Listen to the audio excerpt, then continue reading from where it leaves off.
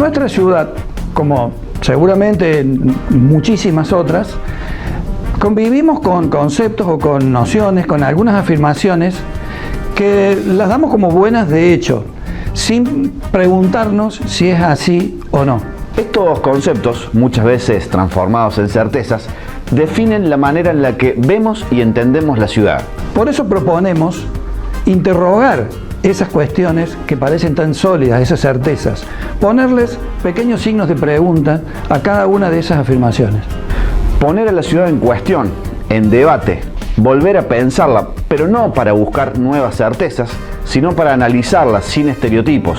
Si vale como ejemplo, muchas veces decimos Río Tercero es una ciudad industrial, o decimos en esta ciudad el progreso es permanente. Entonces la propuesta es ponerle signos de pregunta a esas afirmaciones. ¿Fue una ciudad industrial? ¿Lo es todavía? ¿El progreso, si fue permanente, aún lo es? ¿Lo será? Incluso cuando hablamos de progreso, ¿qué decimos cuando decimos progreso? Poner a la ciudad en cuestión no significa encontrar grandes respuestas, sino más bien enriquecer con nuevas preguntas.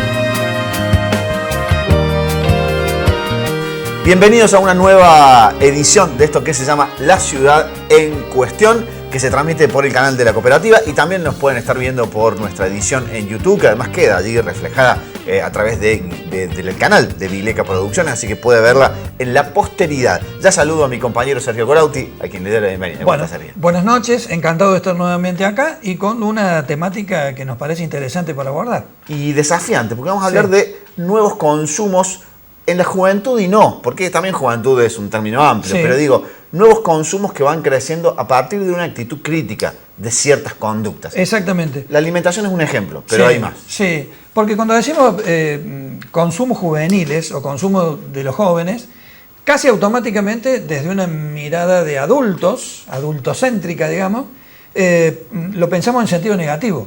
Lo mal que consumen tal cosa o por qué consumen tal otra cosa, etc.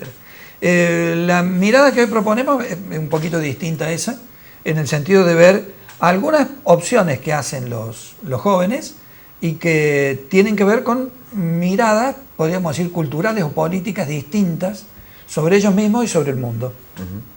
Algunas de ellas son el vegetarianismo. Por ejemplo, o el veganismo. Ya vamos a ver con las invitadas cuáles son específicamente las diferencias entre una y otra. También el llamado antiespecismo, que es considerar no a los seres humanos como una especie y por ejemplo a los animales como otra, sino como una misma, para que implique un respeto verdadero mutuo. También la pregunta de fondo, y que seguramente va a quedar sin respuesta, es ¿será esto tan solo una moda o también hay una actitud crítica al respecto de nuestros modos de consumo y de producción? Claro. Me parece que todo eso está en la mesa de debate. Sí, vamos a hacer preguntas sobre esta cuestión, que seguramente no es una cuestión solamente local, sino que lo vemos mundial, pero queremos conocer qué ocurre aquí. Nosotros hacemos un breve corte para que se acomoden nuestros televidentes y ya venimos con el segundo bloque y nuestras invitadas. Perfecto.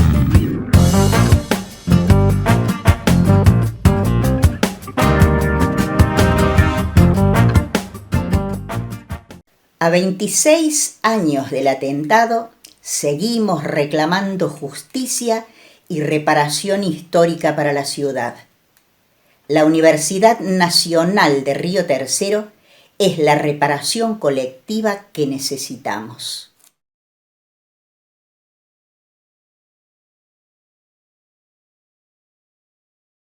Yo estuve ahí, yo lo viví, yo lo sufrí. A 26 años del atentado a nuestra querida ciudad de Río Tercero, pedimos reparación histórica. Sería ideal que la reparación histórica sea la Universidad Nacional de Río Tercero.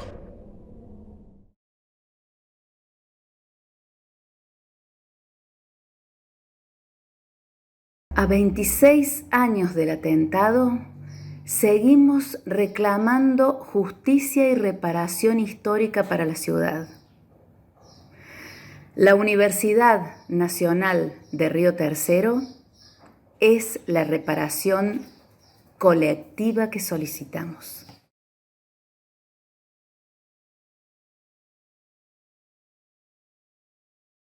Hola, soy Gabriela Bernardis. Hola, soy Cecilia Salguero. Soy Sebastián Salguero. Los tres somos ciudadanos riotercerenses y a 26 años de las explosiones de la fábrica militar de Río Tercero solicitamos justicia y como reparación histórica la creación de la Universidad Nacional de Río Tercero.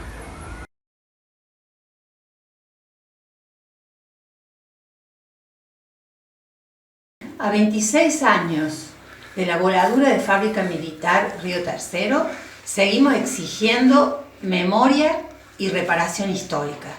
La reparación histórica para la ciudad y en forma colectiva es la Universidad Nacional de Río Tercero.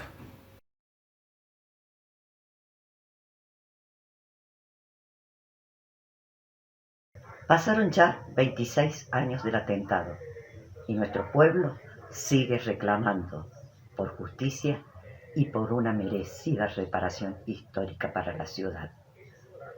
Esa reparación es la Universidad Nacional de Río Tercero. Solo hace falta la decisión política.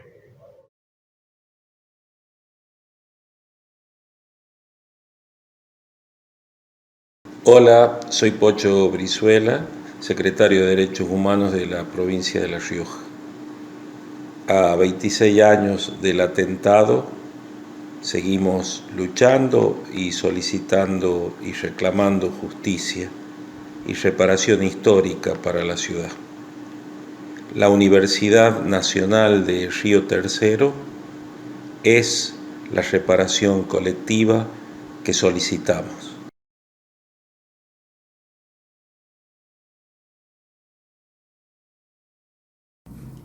A 26 años del atentado seguimos pidiendo justicia y reparación histórica para nuestra ciudad. Y la Universidad Nacional de Río Tercero es la reparación colectiva que solicitamos.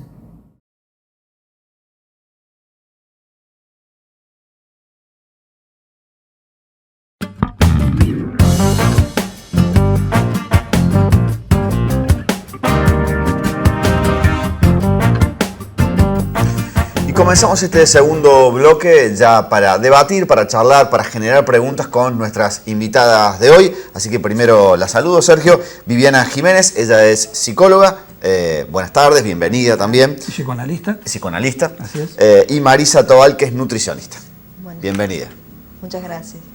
Bueno, muy bien. Con ella vamos a conversar sobre lo que planteábamos en el inicio, que son justamente los nuevos consumos juveniles.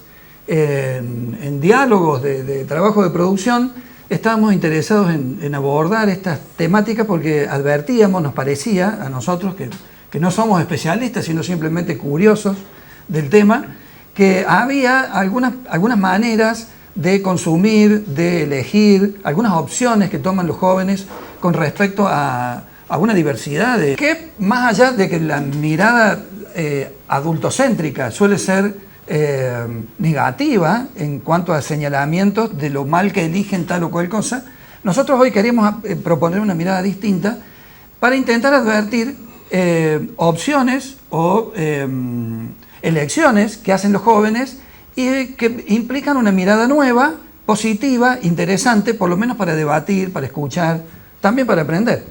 Y por eso a nuestras invitadas les queremos preguntar si advierten eso en el consumo juvenil en general. Con Marisa queríamos ver eso en cuanto a las elecciones que tienen que ver con los alimentos, y con Viviana las elecciones en general que tienen que ver con sus conductas generales, ¿no? A ver, ¿cuál era la mirada?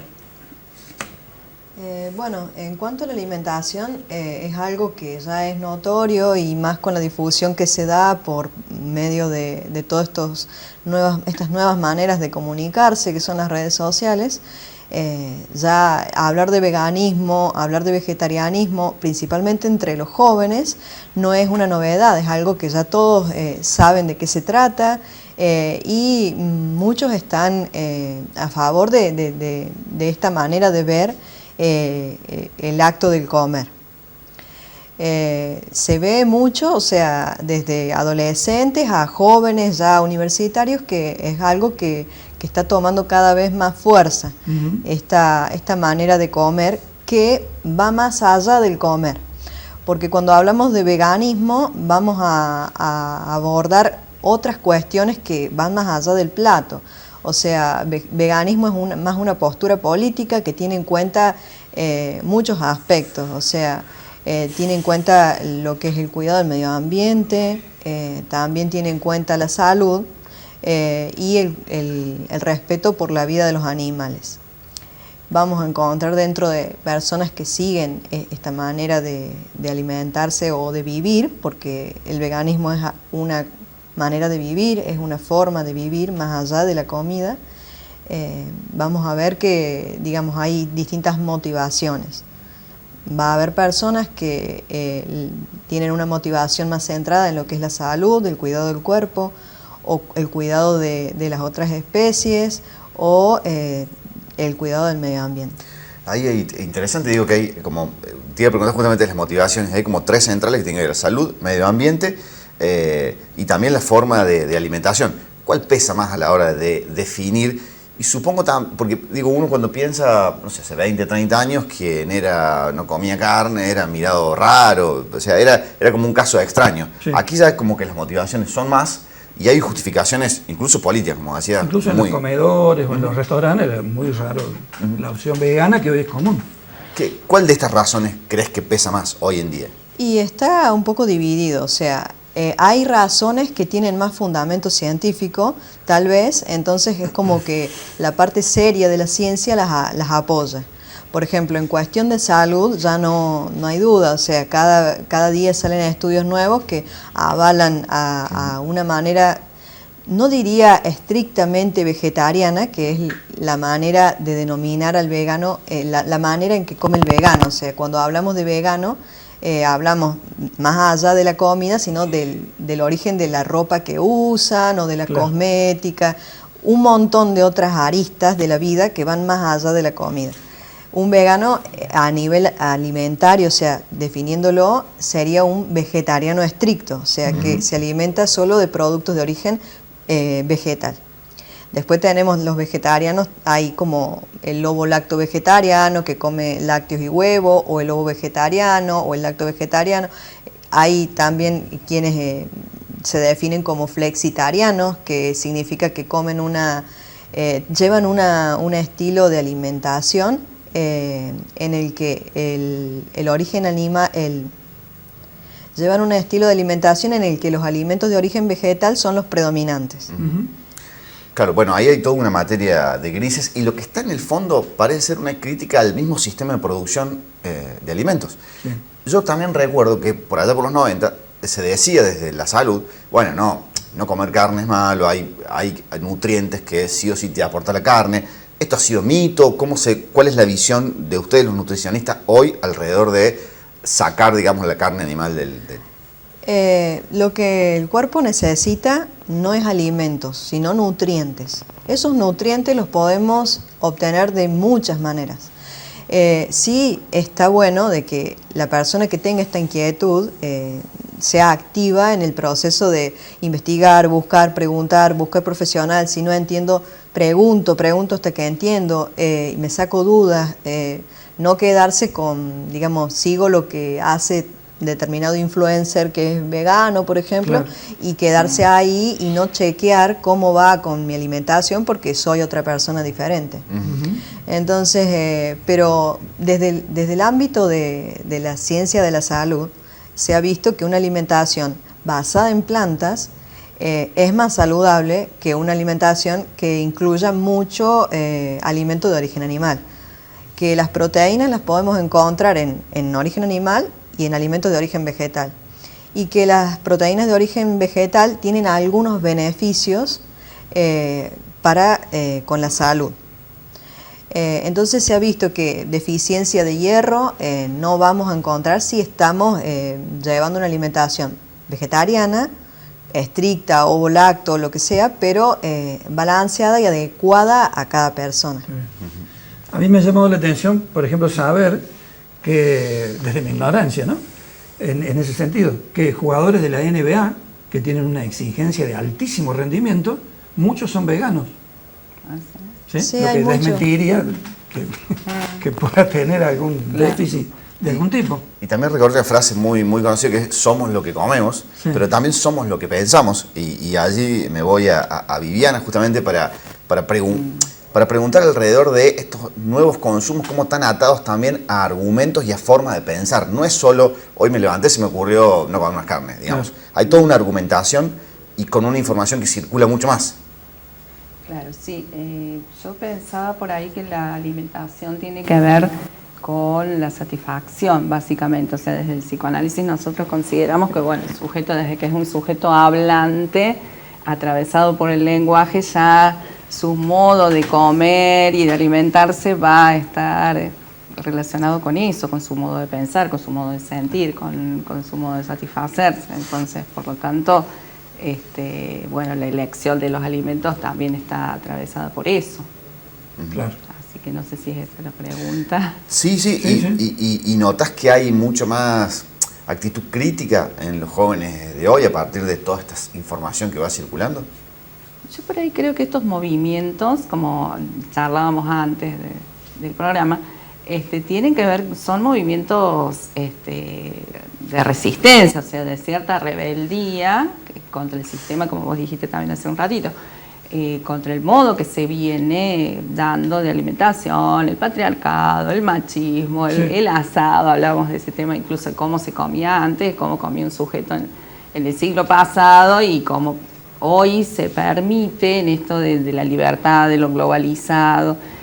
Me parece que hay como, o sea, hay muchos más modos de goce diferentes y bueno, eso hace que se agrupen y que cada uno elija y busque un fundamento a veces para lo que en realidad le gusta comer y bueno, entonces se inclina por ese tipo de ideas o ese tipo de grupos que piensan de esa forma.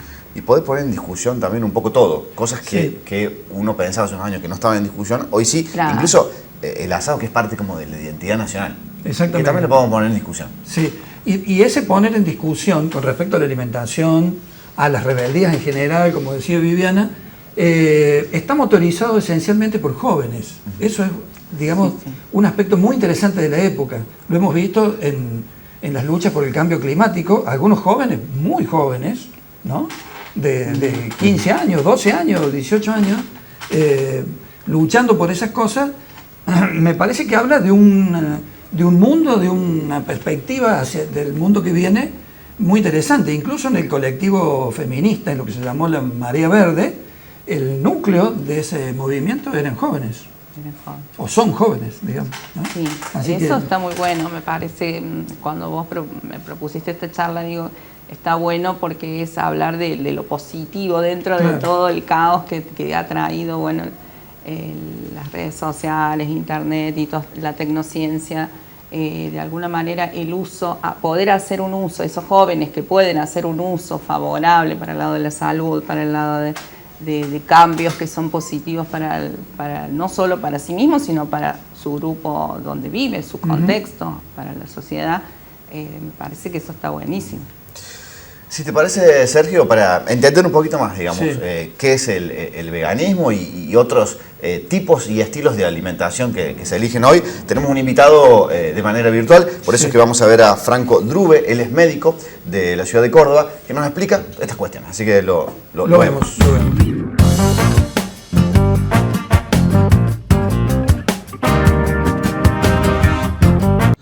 Hola a todos, todas y todes, soy Francisco. Formo parte de FAIR Argentina, un grupo de activismo vegano surgido en la provincia de Córdoba. Para comenzar quisiera hablar un poco de lo que es el veganismo, el cual para mí es una postura política que lo que hace es valorar y respetar la vida de los demás animales. A través del veganismo podemos mejorar nuestra calidad de vida y nuestra salud, podemos disminuir muchísimo nuestro impacto con el medio ambiente, y por sobre todas las cosas podemos cambiar la mirada y dejar de abusar innecesariamente de los animales con los que compartimos este planeta. El especismo es la discriminación que hacemos los humanos según las capacidades o el provecho que le podemos sacar a las demás especies. Así podemos jugar con un perrito, reírnos de un mono en un zoológico o comernos un cerdito en una cena sin darnos cuenta de que estamos clasificando según las especies para qué sirven, para entretenimiento o para comida. En contrapartida de esto, el antiespecismo propone una mirada compasiva y de respeto hacia los seres animales. Sabemos que está comprobado científicamente que los animales sienten dolor, que forman vínculos, que piensan, y lo que hacemos es educarnos pensando que esto no existe o negando esta realidad. Entonces perpetuamos la crueldad con la que tratamos a estos seres. Entonces, ante esto, el antiespecismo lo que propone es una apertura de corazón, una apertura de cabeza, respetar la naturaleza, respetar el planeta e incluso también cuidar a nuestra propia especie. En estas corrientes, ¿sí?, del veganismo y del medio ambiente se observa un fuerte compromiso de los jóvenes. Los líderes adultos que tienen el poder y la responsabilidad de cambiar las cosas, hoy lo único que hacen es desilusionarnos y plantear soluciones que son falsas soluciones y que son poco reales y que no cumplen absolutamente nada de lo que necesitamos para que esto salga adelante. Frente a esto surgen grupos, manifestaciones, referentes como Greta Thunberg, que hoy tiene 18 años, o Francisco Vera, que tiene 11 años y lucha por el medio ambiente. Creo que a nivel global están cambiando mucho las cosas, desde el respeto, desde la diversidad, la cooperación, y claramente el movimiento, lo que empuja, digamos, ¿sí?, este movimiento viene surgiendo desde abajo hacia arriba en cuanto a edades. Los desafíos por ahí que están puestos en cambiar radicalmente el sistema que tenemos. El sistema económico y ambiental y social está colapsando por todos lados, los recursos se agotan, son finitos, el sistema lleva a mucha gente cada vez a una situación de peor calidad de vida, de más pobreza, y la desigualdad está creciendo constantemente. Ante esto creo que tenemos que volver a escuchar, a educar en base al amor, al respeto, sin discriminación y con conciencia plena. Tenemos que escuchar más a los niños y a las niñas. Por ahí nos perdemos muchas cosas por pensar que el mundo es de los adultos y nos damos esa oportunidad de aprender y crecer y saber que el mundo es para ellos y ellas también. También creo que tenemos que participar políticamente, sin miedo, con compromiso, dejar de negar la realidad que estamos atravesando a nivel mundial y cooperar. Y por último, me parece que tenemos que juntarnos, hablar, construir, trabajar en sociedad para poder hacer un frente ante estos accidentes climáticos que están mal llamados porque sabemos que van a ocurrir por las consecuencias que tienen, y la desigualdad social que cada vez son más evidentes a nivel mundial. Bueno, muchas gracias por escuchar. Un llamado para que nos comprometamos, para que podamos ir aportando desde donde podemos, y les invito a que nos sigan por nuestras redes en FAIR Argentina. Ahí se pueden enterar de todos los movimientos que hacemos y también nos pueden ayudar. Muchas gracias.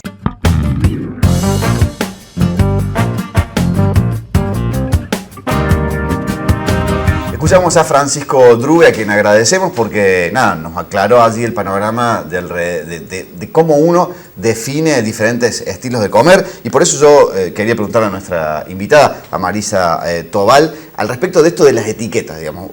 ¿Qué pasa? ¿Uno primero decide empezar a dejar cosas en su alimentación y después viene la etiqueta, o la etiqueta viene primero? Uno dice, no, voy a ser vegetariano. Y hay casos en los que se da en un sentido y otros en otro. O sea, en los jóvenes a veces la etiqueta llama, y entonces es por un interés en que, bueno, el grupo sigue determinada conducta, entonces, pertenecer. Claro, pertenecer. Pero también se da en el otro sentido. Hay personas que a lo mejor nunca disfrutaron del todo de comer, por ejemplo, carne o huevo, algo de origen animal, porque a lo mejor les hacía ruido y bueno, encontraron como algo que fundamente su sentir y que están diciendo que es posible. Entonces tal vez empiezan no desde la etiqueta, sino desde algo más profundo que siempre ellos llevaron dentro, o sea, una inquietud de hace mucho. Vos desde tu tarea, digamos, ¿recomendás un tipo de alimentación o que el sujeto vaya decidiendo dependiendo de sus intereses? Bueno, en el consultorio veo variados tipos de personas que consultan. Siempre el consejo es individual, o sea, según cada caso se va orientando la alimentación. Lo que sí, o sea, la alimentación saludable más allá del vegetarianismo, siempre de acuerdo, siguiendo la línea de la ciencia actual, ¿no es cierto?, de lo que es la actualización de la ciencia médica, siempre una alimentación basada en plantas, aunque no sea estrictamente vegetariana, siempre va a ser más saludable. O sea, vamos a encontrar muchos beneficios que no lo vamos a encontrar en los productos de origen animal. Entonces, no necesariamente llevando una alimentación vegetariana estricta, que es el caso de la persona vegana, sino una alimentación de principalmente alimentos de origen vegetal. Y cuando decimos esto, no decimos solo lechuga y tomate, sino decimos verduras de todos los tipos, cereales integrales, que hay un montón más allá del trigo, legumbres, que hay de todos tamaños, tipos, colores, que nosotros generalmente acostumbramos el poroto del locro y hay un abanico amplio, semillas, frutos secos, y ahí encontramos la cantidad de nutrientes y la diversidad de nutrientes que necesita nuestro cuerpo. Recién hablábamos de las opciones que toma el sujeto, ¿cierto? Sí. En el caso de los bebés y niños, esto también lo abarca, por supuesto, ¿no? En cuanto a la alimentación. Sí, o sea, en los bebés y en los niños pequeños, bueno, las decisiones ahí son tomadas por sus padres, pero sí, estos jóvenes de los que estamos hablando, o sea, ellos son padres y tienen sus niños y bueno, está visto, o sea, si bien ha habido como muchas voces a favor y en contra, es como que ha hecho de esta temática cierta polémica porque hubo como opiniones divididas. Se ha visto que se puede en niños y en bebés, pero siempre hay que tener un control riguroso y un seguimiento de un profesional porque no es fácil. Y no es fácil de acuerdo a la oferta de alimentos que tenemos hoy y la cultura de la alimentación infantil que tenemos nosotros. Entonces hay que tener ciertos cuidados. O sea, de que una leche de almendra va a suplantar una leche de fórmula, no es así. Y que a ese niño, o sea, siempre la lactancia materna va a ser el alimento ideal. Sí. Y que no necesita una leche de vaca, por ejemplo. Pero que si es necesario hay opciones de alimentos para esta población infantil adaptada. Sí hay que tener cuidado porque es una etapa de suma velocidad de crecimiento y los nutrientes no pueden faltar. Es impresionante, yo la escucho y pienso en la cantidad de mitos que se construyen alrededor de la alimentación, que se construyen y después se desarman, ¿no? Porque ¿quién podía pensar? Uno creció pensando que la carne era como lo central y el resto acompañaba, o la leche de vaca, digamos. Sí, sí. Muchas veces por el dispositivo publicitario de las empresas para vender, ¿no? Eso tiene mucho que ver. Sí. Te iba a preguntar algo que no tiene que ver directamente con el tema pero que es muy actual. Y de un modo más abarcativo sí tiene que ver. La ley de etiquetado recientemente aprobada ayuda en todos estos sentidos, ¿cierto? Sí, o sea, ahí ya tiene que ver con otras cuestiones, pero siempre va a apoyar a la salud. O sea, nuestro etiquetado, el que tenemos actualmente, es muy a favor del que quiere ofrecer lo que está vendiendo, pero el receptor que a veces no tiene la información para interpretar eso que están poniendo, se queda como con la información a medias o que no la entendió. Entonces algo concreto.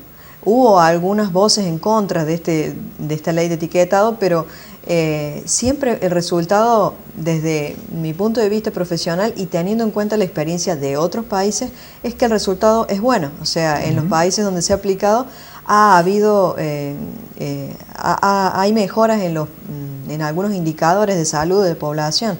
Así que, bueno, el vegetarianismo, digamos, tendría... Me trabé. Igual tendría que, nosotros como consumidores, hay cierta información que tenemos que manejar. Porque digo, el etiquetado no resuelve todo, claro. Sino que hay información que tenemos que manejar a la hora de comprar, ¿no? Claro, o sea, el etiquetado es una información más. Es como aclarar un poco lo confuso que está el rótulo actual. Pero a los profesionales de la salud nos va a resultar una herramienta. Porque no es que lo que tenga sellos negros no se va a poder consumir, sino que vamos a saber que ese alimento tiene sellos negros y tenemos noción de lo que representa. Ahí, bueno, habrá que buscar, a lo mejor siempre despertar esta cuestión de ser críticos con lo que uno ve, observa, por qué lleva sellos negros, está bien o me hace bien o no me hace bien, o me convendría o no. Bueno, ahí está el trabajo de los profesionales de la salud en decir, bueno, hay sellos negros, pero no significa que no se pueden comer, sino que va a ser un consumo informado. Y todos estos cambios de consumo y de perspectivas tienen que ver con cambios culturales que se van dando y que se van dando de poco. Por eso con Viviana también charlábamos de esto, de la posibilidad de cambiar, de charlar alrededor de los cambios que se producen en el consumo en varias aristas de la población, principalmente de la población joven, porque son los que vienen con otro chip, tengo yo esa sensación. Sí, seguramente. Claro. Sí, es como que ellos impulsan los cambios, están como más... buscan mucha información, que es lo que más hay. Si hay algo, digamos, en esta época es información, y ellos, bueno, como acceden fácilmente, yo los noto muy, muy interesados. En general, son juventudes diferentes en ese sentido, a lo mejor lo que fueron las nuestras. Tienen al alcance de su mano la información y la buscan, hacen uso, y por eso después toman decisiones, y bueno, decisiones bastante fuertes, ¿no? Como por ejemplo, audaces.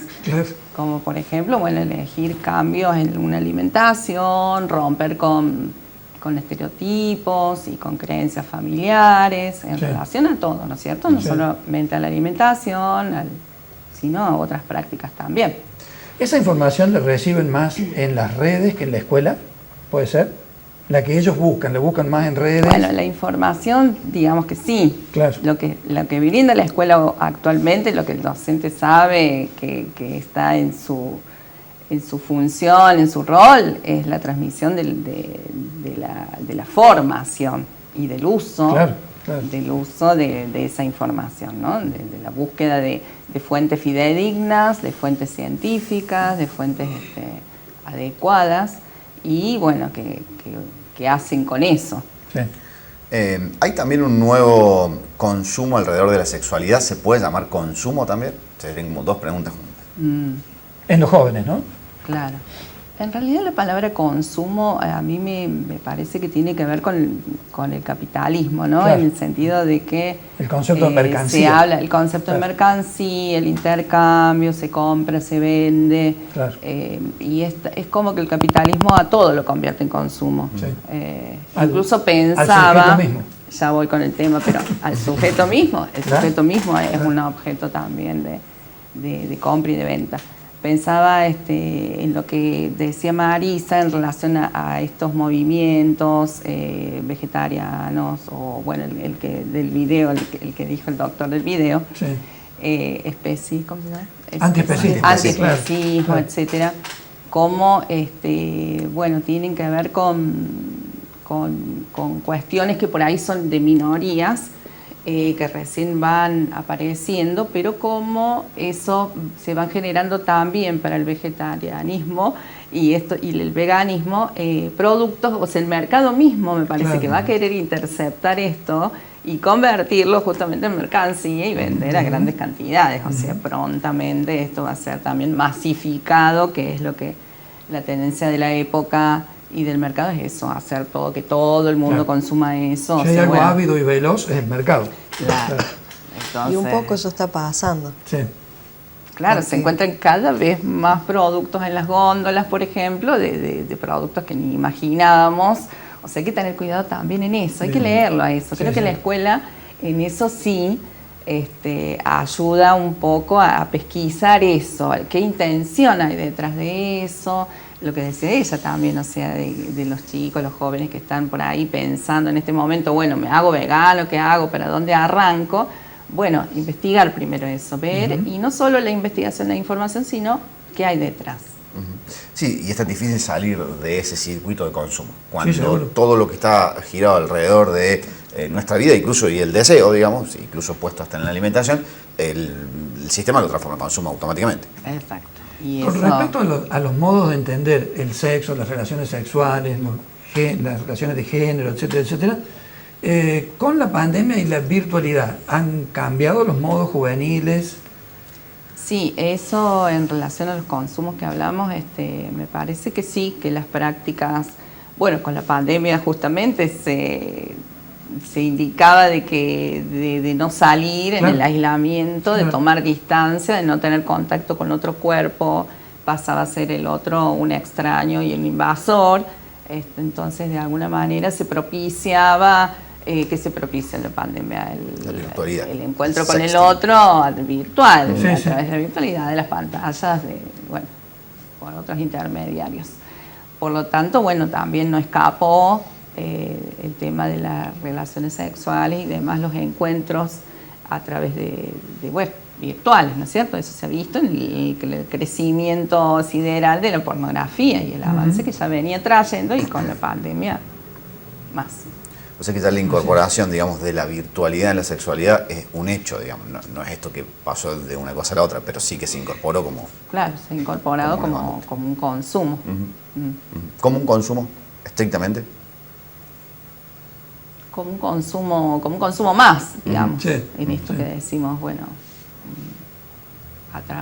pasa a ser en la época un empuje, eso. Como pasa a ser un empuje el hecho de la sexualidad, como el de ciertas cuestiones que tienen que ver con la estética, etcétera, el sujeto se ve empujado, de alguna manera obligado a tener un rendimiento sexual, obligado a cumplir con ciertos ideales de satisfacción, y como que siempre el exceso, creo que es lo que plantea la época. Por lo tanto, es ahí donde se pierde el sujeto, realmente la autenticidad del sujeto y el deseo. A mí me deja optimista las nuevas miradas que se van incorporando, y cómo las nuevas generaciones asimilan esas nuevas miradas, las ponen en lugar crítico, y a partir de ahí surgen nuevas, incluso conductas o formas culturales en la sociedad. Sí.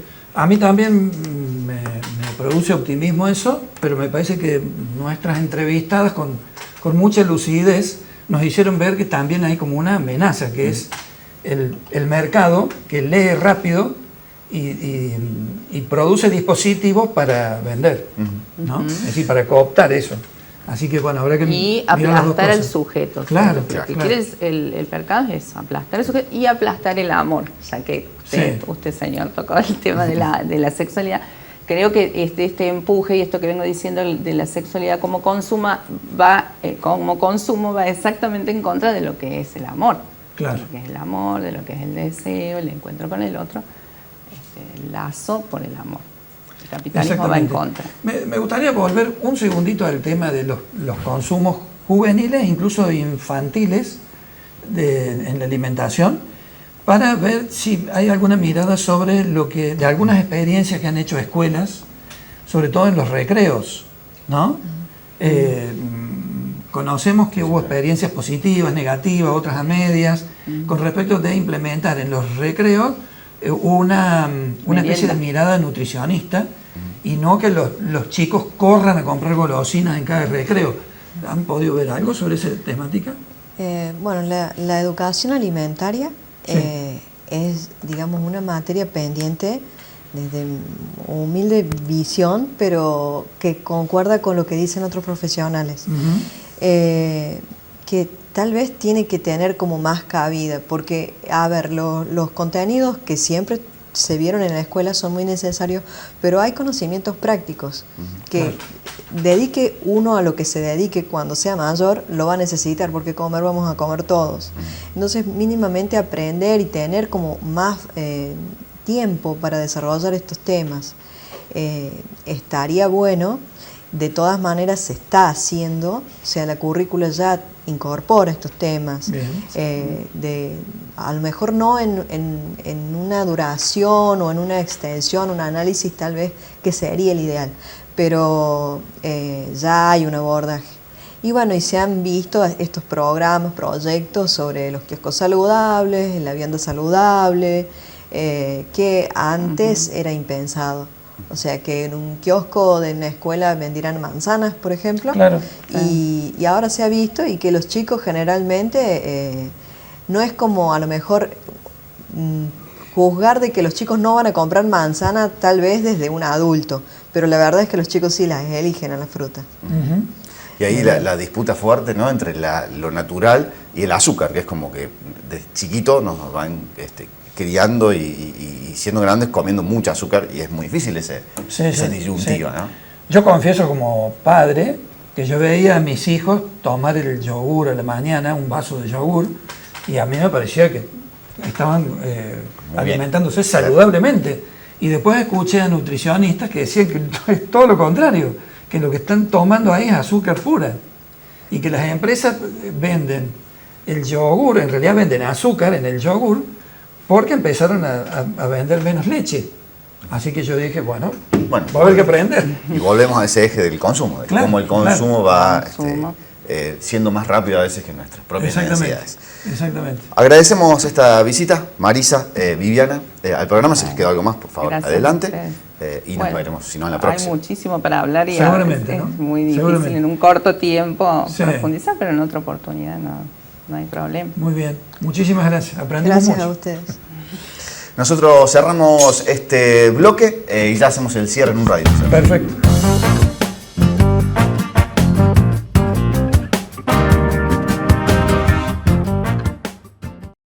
Hola, soy Enzo Abrate y en Río Tercero, desde aquel fatídico 3 de noviembre del 95, exigimos la reparación histórica. El primer paso que debemos dar es encaminándose con la cultura. Por eso pedimos por la Universidad Nacional de Río Tercero.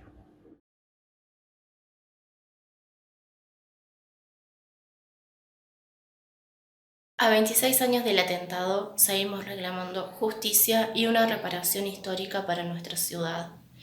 La Universidad Nacional de Río Tercero es la reparación colectiva que solicitamos.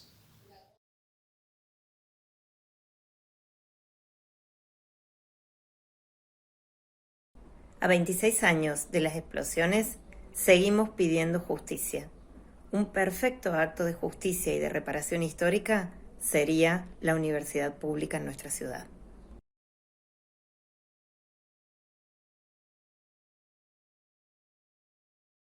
Periodista cultural de la ciudad de Río Tercero, y a 26 años de los atentados ocurridos en nuestra ciudad, seguimos esperando todo tipo de reparaciones, y una de las mejores formas de evitar otra barbarie de ese tipo es el estudio que siempre da pelea a la ignorancia para que no sucedan atentados y asesinatos como esos, y por eso reclamamos la universidad en nuestra ciudad.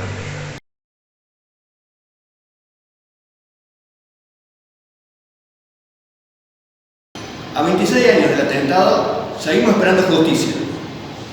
Y un aspecto de la justicia debe ser una reparación histórica para nuestra ciudad.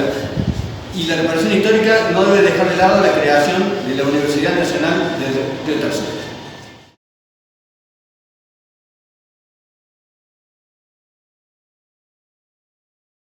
Hola, soy Gustavo Cartucho Vilches, secretario general de la CTA Autónoma de Villa María, y a 26 años del atentado seguimos reclamando justicia y reparación histórica para la ciudad. La Universidad Nacional de Río Tercero es la reparación colectiva que solicitamos.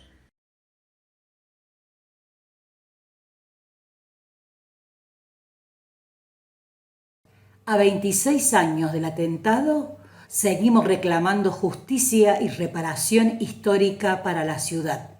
La Universidad Nacional de Río Tercero es la reparación colectiva que solicitamos.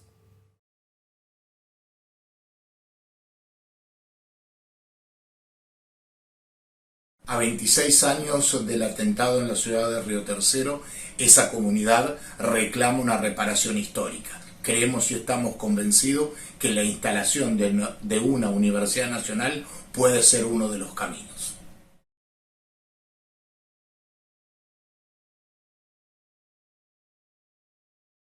A 26 años del atentado, seguimos reclamando justicia y reparación histórica para la ciudad. La Universidad Nacional del Río Tercero es la reparación colectiva que solicitamos.